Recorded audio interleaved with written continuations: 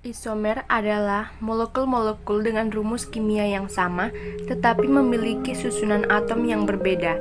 Kebanyakan isomer memiliki sifat kimia yang mirip satu sama lain. Di dalam kimia, khususnya hidrokarbon, ada senyawa yang punya rumus molekul sama, tetapi penyusunan strukturnya berbeda. Hal ini disebut dengan isomer. Kata isomer sendiri berasal dari bahasa Yunani yaitu iso, yang berarti sama, dan meros, yang berarti bagian. Maksudnya senyawa-senyawa ini memiliki bagian yang sama meskipun penyusunan atom-atomnya berbeda.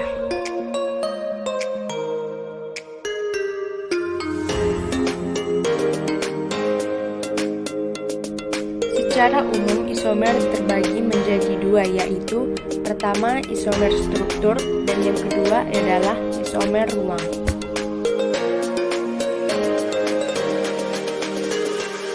Seperti namanya, isomer struktur terjadi karena perbedaan susunan ikatan struktur antara atom maupun gugus fungsi di dalam suatu molekul. Isomer struktur ini dibagi menjadi tiga jenis. Yang pertama isomer rangka, isomer posisi, dan isomer gugus fungsi. Sekarang kita masuk ke yang pertama, yaitu isomer rangka. Dari namanya sudah jelas kalau yang membedakan dari dua senyawa ini adalah kerangkanya. Biasanya terjadi antar senyawa rantai lurus dan senyawa yang memiliki cabang. Sebagai contoh, butana yang memiliki rumus kimia C4H10. Kalau dilihat dari strukturnya terlihat jauh berbeda kan? Senyawa sebelah kiri adalah N-butana, bentuk kerangkanya lurus-lurus saja. Sementara sebelah kanan ada cabangnya, yaitu 2-metilpropana. Meskipun begitu, mereka berasal dari rumus kimia yang sama, yaitu C4H10. Jumlah C-nya sama-sama 4 dan H-nya sama-sama 10. Selanjutnya adalah isomer posisi. Pada isomer posisi yang membedakannya adalah posisi dari gugus fungsi, bukan gugus fungsinya. Salah satu cirinya, isomer ini hanya terjadi pada senyawa hidrokarbon tak jenuh seperti alkena dan alkuna. Sebagai contoh yaitu C4H8 atau butena. Dari gambar tersebut, kita dapat melihat walaupun sama-sama pentena, tetapi ada perbedaan di posisi cabangnya. Yang pertama adalah nomor 2, dan yang kedua adalah di nomor 3. Begitu juga pada butena. Meskipun sama-sama punya rumus C4H8, dia bisa menjadi dua senyawa, yaitu 1 butena dan 2 butena. Yang ketiga adalah isomer gugus fungsi. Isomer gugus fungsi adalah senyawa yang mempunyai rumus molekul yang sama, tapi atom-atomnya berhubung dengan cara lain, sehingga membentuk gugus fungsi yang berbeda. Sebagai contoh, senyawa propuna dengan rumus C3H4 memiliki isomer gugus fungsi yaitu propuna dan 1,2-propediana.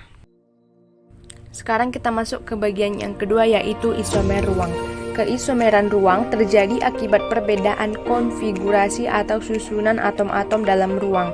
Keisomeran ruang dapat dibedakan menjadi dua. Yang pertama adalah isomer geometri dan yang kedua adalah isomer optik. Langsung saja kita masuk ke bagian yang pertama yaitu isomer geometri.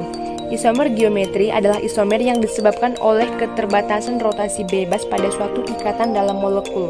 Berbeda dengan isomer struktur, isomer geometri ini hanya terjadi pada senyawa yang memiliki ikatan yang kaku dengan dua sisi berlainan, dan biasanya terjadi pada senyawa alkena.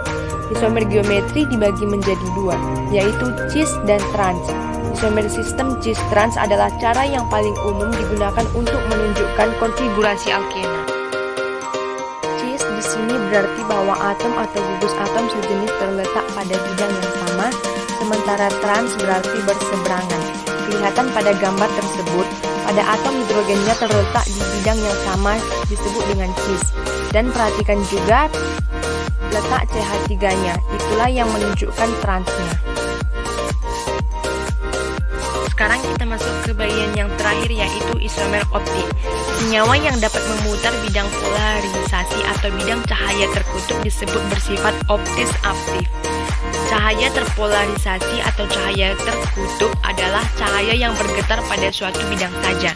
Bidang datar ini disebut bidang polarisasi atau bidang cahaya terkutub. Senyawa yang aktif optis yaitu senyawa yang memiliki C asimetris atau atom C yang mengikat 4 atom yang berbeda.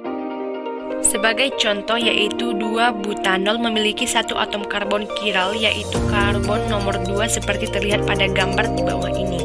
Atom karbon tersebut berikatan dengan 4 gugus berbeda antara lain C2H5, H, OH, dan CH3.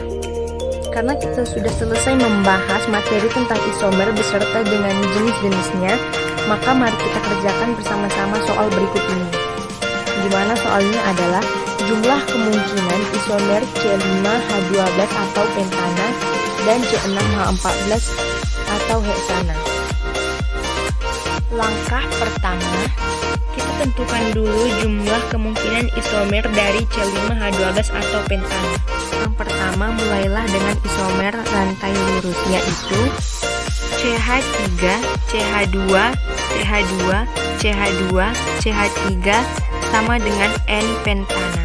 Kemudian kurangi rantai induknya dengan satu atom karbon dan dijadikan cabang, sehingga dihasilkan 2-metilbutana. Selanjutnya, kurangi lagi rantai induknya. Kini 2 atom karbon dijadikan cabang, sehingga dihasilkan 2,2-dimetilpropana. Jadi, untuk alkana dengan rumus molekul C5H12 atau pentana, ada 3 kemungkinan isomer. Sekarang kita masuk ke langkah yang kedua, yaitu menentukan jumlah kemungkinan C6H14 atau heksana. Seperti yang sebelumnya, mulailah dengan isomer rantai lurus, yaitu CH3, CH2, CH2, CH2, CH2, CH3 sama dengan N heksana. Kemudian kurangi rantai induknya dengan satu atom karbon dan jadikan cabang, yaitu 2-metilpentana dan 3-metilpentana. Selanjutnya kurangi lagi rantai induknya. Kini 2 atom karbon dijadikan cabang, hingga menjadi 2,2-dimetilbutana dan 2,3-dimetilbutana. Jadi, untuk alkana dengan rumus molekul C6H14 atau heksana, ada 5 kemungkinan isomer. Dan untuk alkana dengan rumus molekul C5H12 atau pentana, ada 3 kemungkinan isomer.